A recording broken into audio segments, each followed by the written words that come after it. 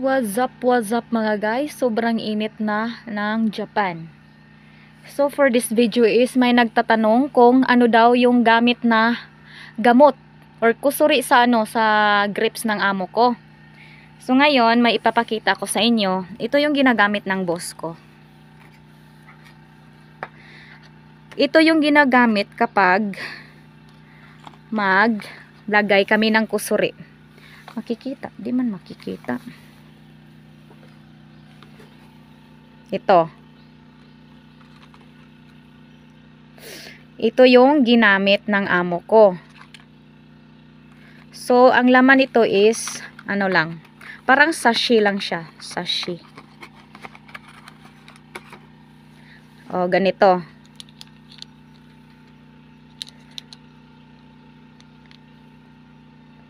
So ganun lang po yung gamit ng amo ko na gamot. So ito siya. Tapos may isa pang ganito, Fulmit liquid. So ito po yung ginamit niya. Tapos yung laman nito is ano lang siya, parang ganito lang siya kalaki, oh. Ganito lang siya kalaki. So ayan, yan po ang ginagamit ng amo ko. Itong dalawa na gamot or kusuri. Yan. Tapos inilagay niya lang dito sa isang bottle. Yan, nilagay lang yan ng amo ko dito. Tapos nilagyan niya to ng tubig at itong dalawang gamot na to. Tapos pag mag-ano na kami dyan sa maglagay ng, kanina naglagay kami ng ganito, lagay ng gamot sa budo para pang sa pangpalaki ng budo or pangpasarap. Ito ang gamit namin, chapong-chapong chapong-chapong yung sabi niya. Igano namin sa budo, per budo. Bawat isa ng budo ginagano namin. So ayan, sana nasagot ko yung mga tanong. Marami kasing nagtatanong kung ano daw yung ginagamit ng amo ko. Baka ma-apply din nila sa mga gustong mag-try ng ng grapes.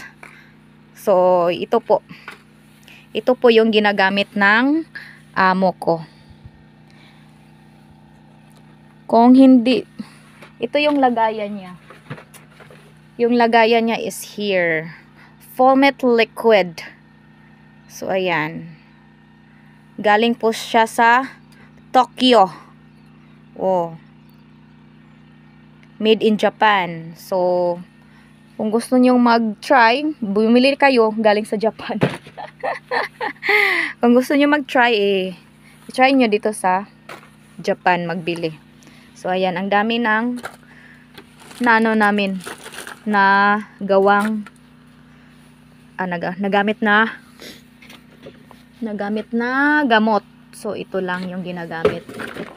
Tapos yung isa, sim lang ba to? Yung isa is ito. Tapos meron pa, oh.